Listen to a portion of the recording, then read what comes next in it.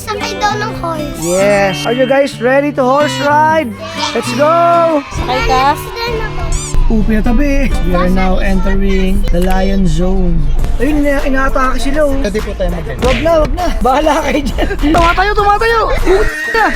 Lalo bang nasa rurutin mo, labas na tayo. Sobrang solid ng experience na to.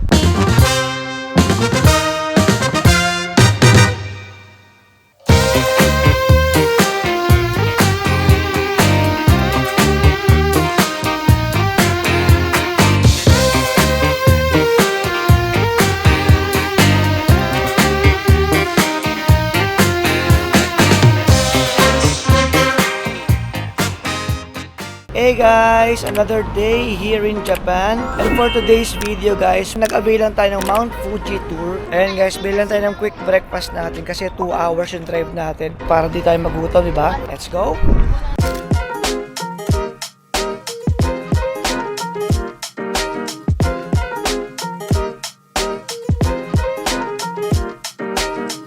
Ayan guys, for today's adventure again, nag-book lang tayo ulit ng private van. Ayan si Boss Sebastian, ayan, friend siya ni Boss MA yung nabil nating tour kahapon sa Shirakawa. So right now guys, mapunta tayo ng Fuji. Fuji lang guys, hindi Mount Fuji. Dito tayo aakyat dun, hindi natin kaya puntahan yun. 1.5 hour drive lang pala tayo dun. Opo, 1.5. Pwede pa tayo magpahinga ng kaunti. Yun lang guys, mamaya kita-kita tayo.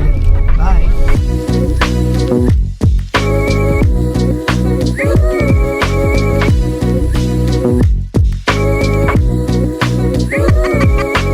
So yun guys, nandito tayo ngayon sa Ryogenbuchi. So actually kasi itong itinerary nito guys, hindi ito yung usual itinerary kasi usually diba, ano yung mga usual na tour ng Fuji? Mga pagoda po. Ganyan, so pang private tour talaga to. Unfortunately, walang leaves to ngayon kasi nga pang Sakura tour to. So kung pupunta kayo dito guys, during cherry blossom, na maganda kasi rito, kitang kita si Fuji dito, supposed to be. Unfortunately, maulap lang siya. So yeah, siguro let's just enjoy the view ng river. Isa pala sa binanggit ng tour guide natin right now, mas maganda ang mga beaches ng Pilipinas. Pero kung ilog ang pag-uusapan, talagang sobrang ganda ng ilog ng Japan. I don't know kung naririnig nyo very refreshing yung tunog niya, nakaka-relax. Ayan o.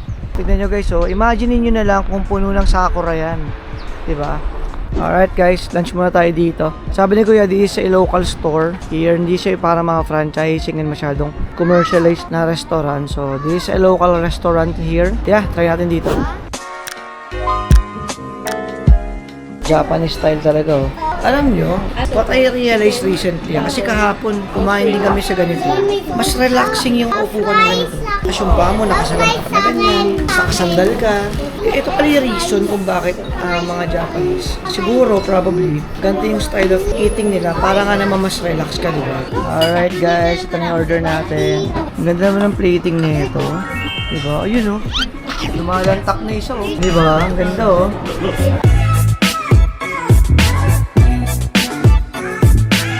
Yung mga anak ko, chill na chill, no? Naglalaro pa ng bingo cards yan. Sumasayaw ko, oh.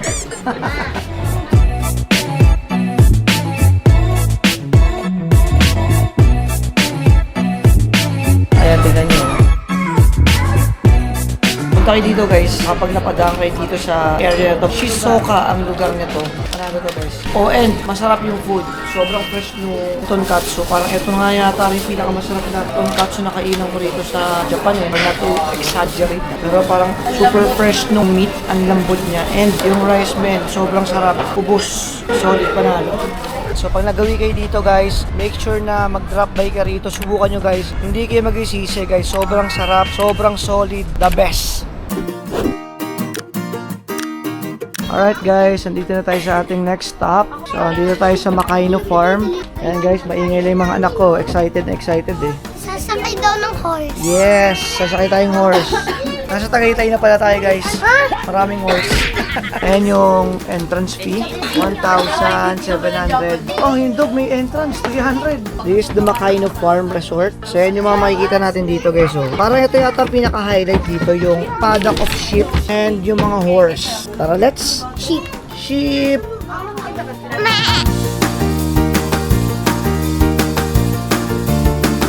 Pwede rin siya mag-horse ride.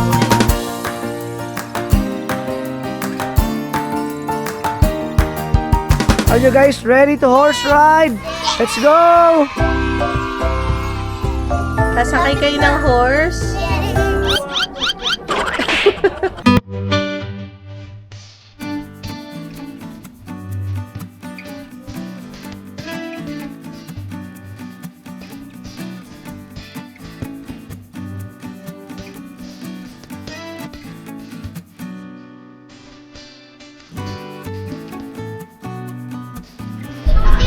Sakay ka? Accident na to. Ako nga. Okay. Wow! Ang lakas! Lakasan mo daw! Ililipad siya! Yung sobrang lakas daw.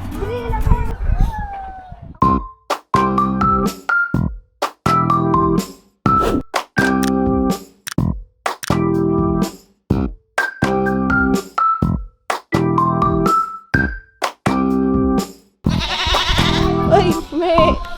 Hi! Clayton! Hi, si Kyrie pala to. Hi!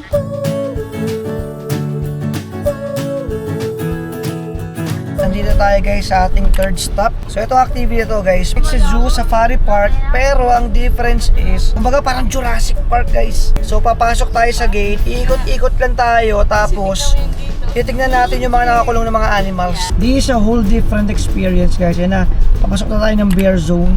And guys, one tip nga lang pala. So make sure na pagpapasok kayo dito, kasi you can actually come inside na naka-private vehicle kayo. Kasi you can choose kung magta-truck kayo yung vehicle nung safari park, or pwede kayo mag-private car na sarili nyo. Now, just to be sure lang, siguraduhin nyo lang na nakalock lahat ng doors nyo, yung windows, kasi baka mamaya makasama yung bata, ma-excite buksan, pasukin kayo ng bear, patay kayo. Diba? So, kaya make sure lang guys na sigurado nakalock lahat. Okay? Here we go!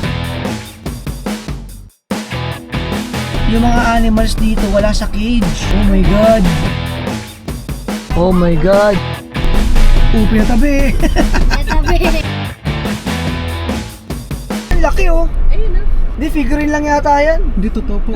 Puta, di gumagalaw na. Yun, nonchalant. Tara, baka maamoy pa tayo yan. Ang cool dito guys, ang ganda rito kasi akala ko naka-cage yung mga animals. They're free! Ayan na guys, we are now entering the lion zone. Laki!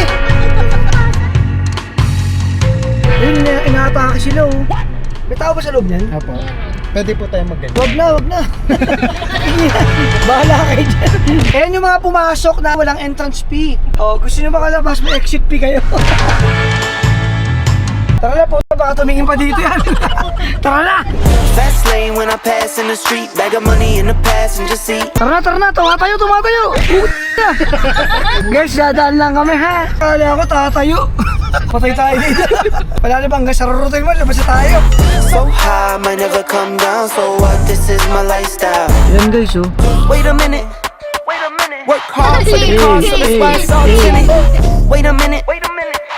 Had a real late night, woke up with my head spinning out. Tignan nyo itong isa guys oh. Naka-isolate siya kasi mukhang mainitin yung uli kanina pa. Umuusok oh. Mainit nga ulo nito, umuusok eh oh. Oh, tingnan nyo siya oh. Tinatulan na sunga ito kasi matigas ang ulo. Matigas na ulo, mainit pa ang ulo. Ayan guys oh, may mga baby antelopes oh. Albino na deer.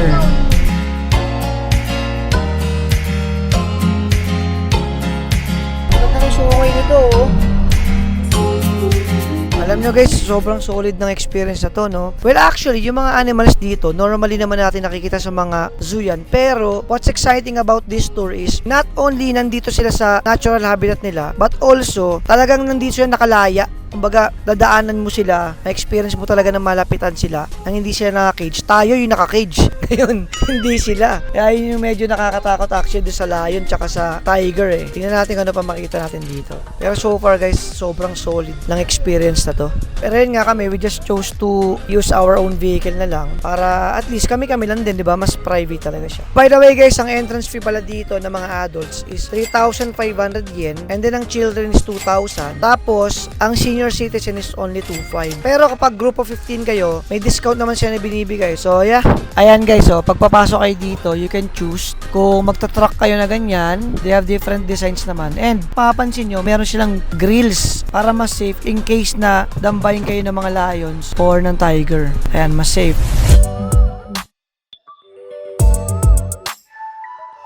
So ayan guys, that's it for our safari adventure. Unfortunately guys, wala palang gorilla kasi umalis eh, nagbablog. Okay na. Ako na yung gorilla eh. Pinagbigyan ko na sila para patapos na yung pambubuli. Again, sobrang solid ang experience ng safari na yan. Thank you brother at sa binigay mo sa aming suggestions. So ayan guys, diba sabi ko sa inyo, that's the advantage of having a private tour. Pero it's up to you, syempre depende na sa budget nyo. Pero kung convenience ang hanap nyo guys, well recommended na mag-book kayo ng private tour. And kung magbubook kayo ng private tour guys, eto na ang dalawa ang kontakin nyo. Yan si brother Sebastian, tama bro? Or si brother MA yan. Dalawang solid na Filipino tour guide dito. So yun lang guys, right now papunta na tayo sa ating next stop sa Gotemba. Let's go!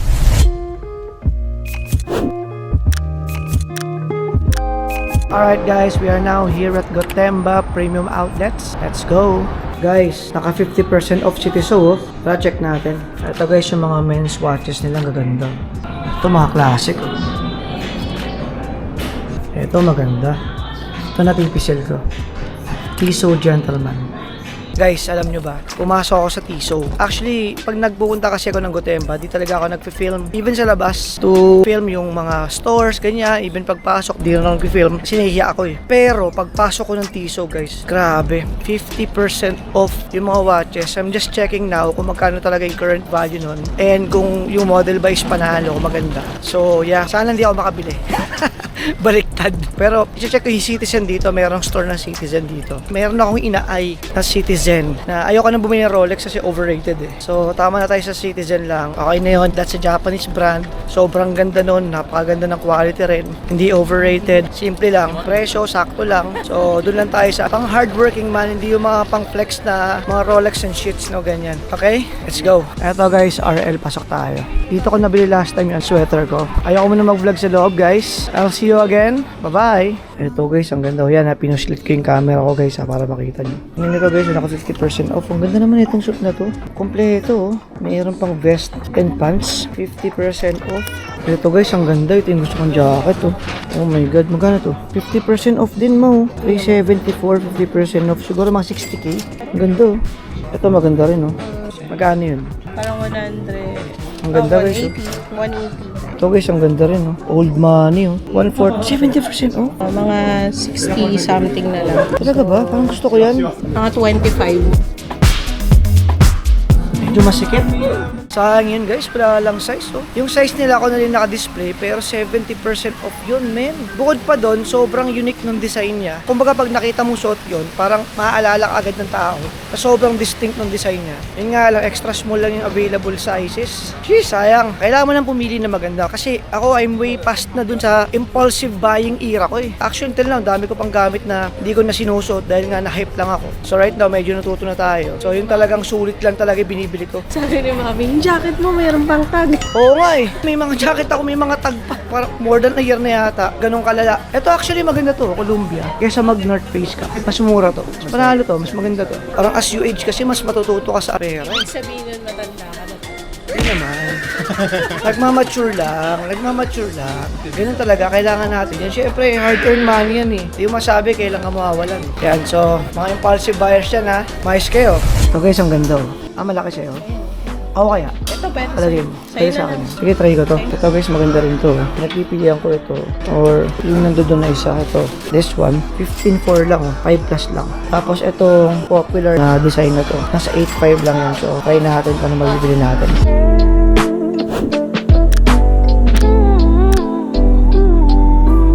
Ganda nito guys. Kunin natin to.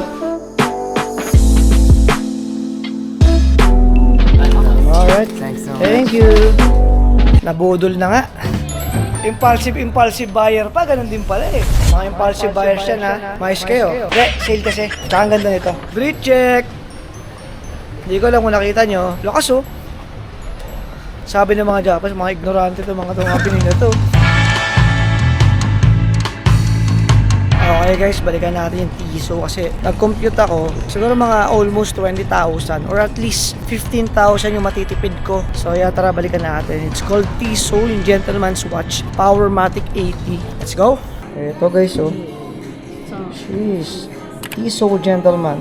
Tignan mo sa laman, kitang-kita siya, oh. Ganda, oh. Para siyang Rolex Oyster Perpetual.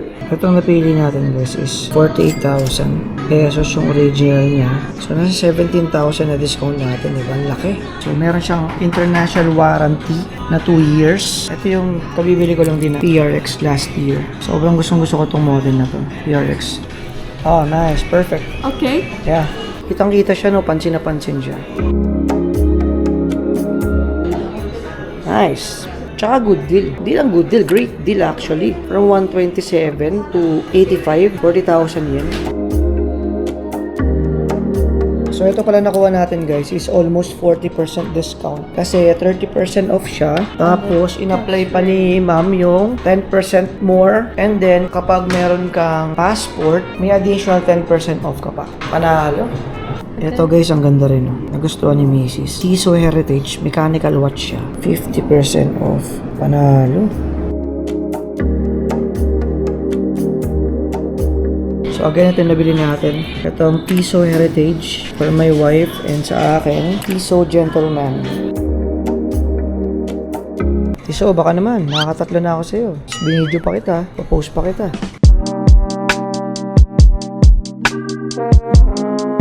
Ayan na nga guys, nabudol na naman tayo. Hindi siya actually budol kasi super great deal niya. Kasi nga, ang laki ng discount, men. 40% discount. Tapos sa wife ko, nasa mga around 65% discount. Men, that's a very great deal. Sino di mapapabili, di ba? Plus, pwede pa namin gamitin parehas. Power. Tissot number 1, let's go. Alright guys, we are now here in Tokyo. Yes guys, kasi from Nagoya, we've decided na magpahatid na rin dito sa Tokyo. Kasi actually guys, pwede nyo rin gawin yon. Kasi mas convenient, di ba? Dahil kapag nag-Shinkansen tayo, tapos marami kayong luggages, medyo mahirap, tapos marami pa kaming kasamang kids. So yeah, pwede nyo rin siyang gawin. Magpatid na lang kayo ng van from Nagoya. Ayan, mag-check-in muna kami sa hotel and kapag papatuloy natin ang ating adventure dito sa Tokyo naman. Let's go!